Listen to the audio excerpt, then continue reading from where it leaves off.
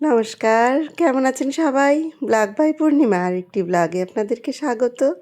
সকাল এখন বাজে ৮টা। সকালে ঘুম থেকে উঠে ব্যালকনির দরজাটা খুললাম উপরে। এসেই দেখুন একদম ব্যালকনিতে এত সুন্দর এই যে এখন এই ফুলগুলো ফোটে, আর এই বেল ফুলগুলোর তো গন্ধে একদম পুরো বাড়িটা পুরো একদম গন্ধে এত ভালো লাগে। সকালে উঠেই মনটা যেন আমার একদম ভরে যায়। তো সকালে উঠে আমার তো গাছ দিয়েই শুরু।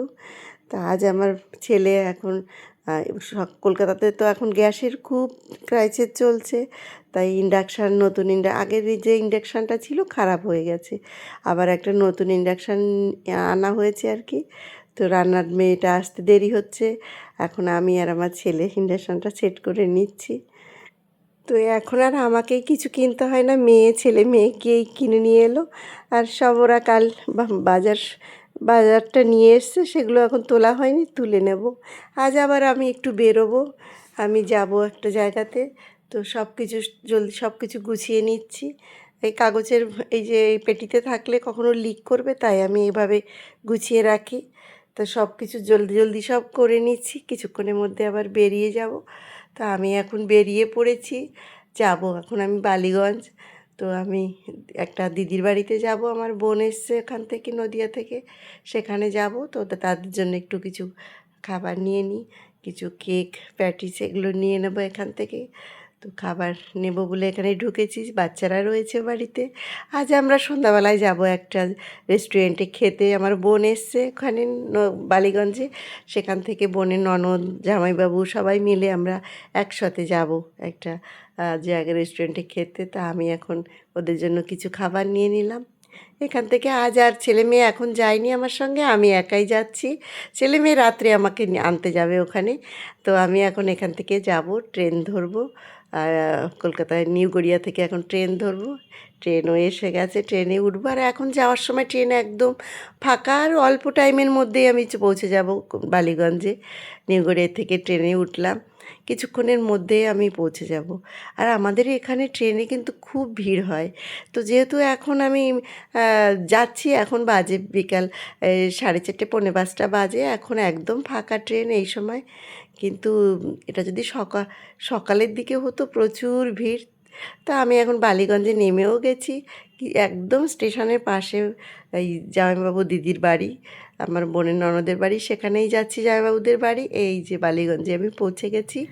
তো দিদির বাড়ি একদম স্টেশনের কাছাকাছি পাশেই। বহুদিন দিদি আসতে বলে, বাট আসা আর হয়ে ওঠে না।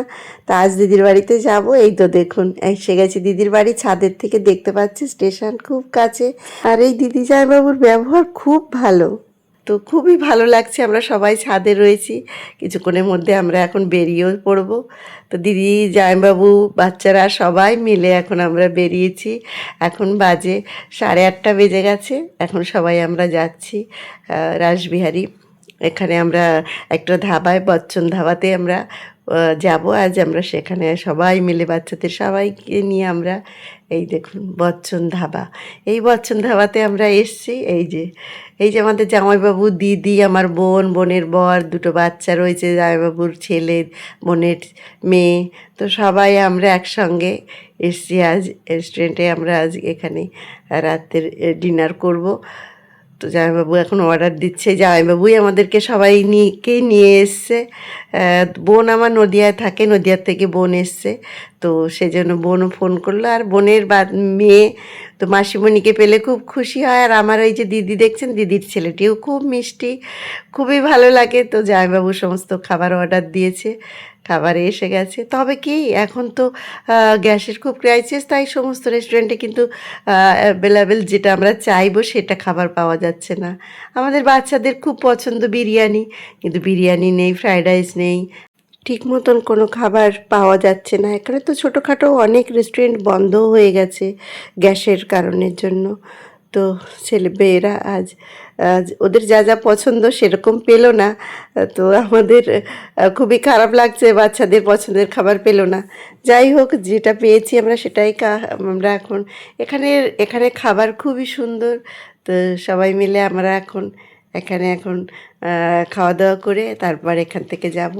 আমার ছেলে মেয়ে আসেনি, কিছুক্ষণে পরে আমার ছেলে মেয়ে আসবে। ওদের জন্য জামাইবাবু দিদি খাবার পার্সেল করে নিয়েছে। ওদের কাজের ব্যস্ততার কারণে ওরা আসতে পারেনি, ওরা আমাকে নিতে আসবে। তো আমরা এখান থেকে খাওয়া দাওয়া করে বেরোতে বেরোতে আমাদের অনেকটাই দেরি হয়ে যাবে। তো তারপর আমার পক্ষে ট্রেনে করে তখন আর যাওয়া সম্ভব না। তো ছেলে মেয়ে আমাকে রাত্রে নিতে আসবে। আর এই যে আমার বোন এসছে, আমার বোনের হাজব্যান্ড তো ভীষণ ভালো ব্যবহার, তেমনি এই জামাইবাবুর ব্যবহারও ভালো। আমার বোন যেরকম মিষ্টি, আমার বোনের হাজব্যান্ডও ততটাই ভালো ভাই পেয়েছি আমরা। এত ভালো এনাদের ব্যবহার, না কি বলবো, মন ভরে যায়। এই যে দেখুন আমার ছেলে মেয়েও এসে গেছে, ওই যে দেখছেন লাল গাড়ি ওটাতেই রয়েছে। আর জামাইবাবু, এটা জামাইবাবু, ওরা এখন আলাদা চলে যাবে আর আমি আলাদা আমার গাড়িতে আমি চলে যাব। তো খুবই ভালো লাগলো দিদি জামাইবাবু বোনের সঙ্গে এসে অনেকটা সময় কাটালাম। আর জামাইবাবু দিদি তো ভীষণই ভালো, খুব ভালো লাগলো। এই যে আমার ছেলে মেয়েও এসে গেছে, জামাইবাবু দিদির সঙ্গে একটু কথা বলবে, তারপর আমরা এখন বেরিয়ে পড়ব। আর বোনের সঙ্গে অনেক দিন পরে দেখা, আর বোন অনেক দিন পর কলকাতায় এসছে। মাসিমণি মেসোমশাই নদিয়ায় থাকে, বোনের বাড়িও নদিয়ায়। অনেক দিন পরে বোন এসছে, আর একটু দেখা করব না সেটা তো হয় না।